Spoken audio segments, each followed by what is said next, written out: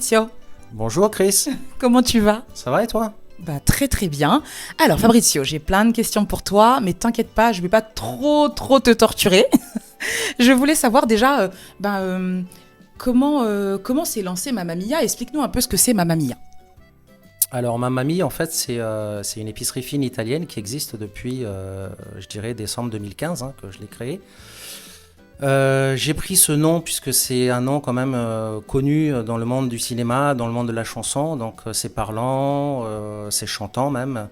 Et voilà, tout simplement je suis parti sur cette base-là.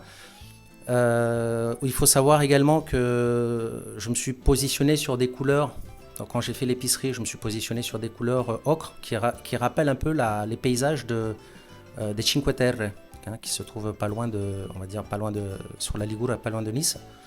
Et ce sont plusieurs ocres de couleurs. Donc au début, dans l'épicerie, il y avait toutes ces couleurs. Il y avait du jaune, il y avait de l'orange, il y avait du rouge, mais rien de vif, des couleurs très douces.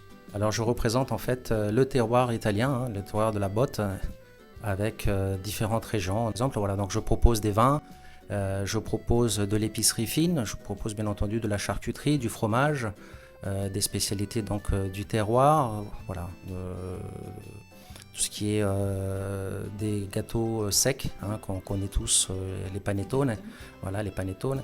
Après vous avez aussi pas mal de liqueurs aussi comme le limoncello, le nocino, le maraschino. Le maraschino c'est à base de cerises.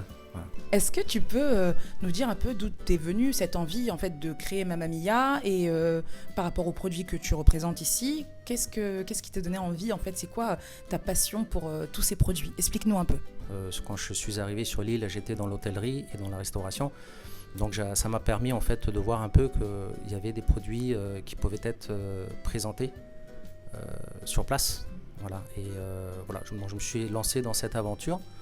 Et tout simplement, c'est faire découvrir en fait sur le salon des cavistes indépendants cette richesse qu'on a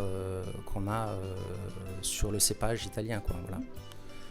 Comme autant en France. Puis, est-ce que tu peux me parler d'un de tes vins préférés ou d'un de tes produits d'épicerie fine qui cartonne pour toi et que tu adores mettre en avant? Là, c'est une question, Chris, difficile. Oui, c'est difficile de prendre une décision comme celle-là, mais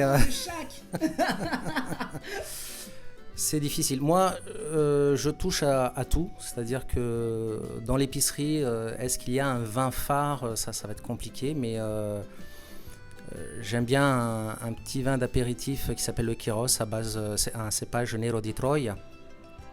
Très bon vin rouge aussi, voilà, fruité. Après, voilà, il y a d'autres cépages qui sont très bons, le Montepulciano. On a aussi, pas très connu, mais très apprécié en tout cas, le Lambrusco, qui est un vin pétillant. C'est un vin de table qui se boit aussi bien en une entrée, un plat, un dessert. Ça, on va dire qu'il passe partout. Voilà. Après, en termes d'épicerie, là, vous avez par exemple les artichauts grillés à l'huile, aussi les champignons grillés. Alors voilà, ça c'est vraiment des choses très bonnes on peut déguster ça à un apéro comme ça à la bonne franquette ou tout simplement dans une entrée en salade. Voilà, c'est assez agréable. Alors, pour conclure, est-ce que tu peux nous donner 2 mots qui définissent selon toi un bon caviste indépendant?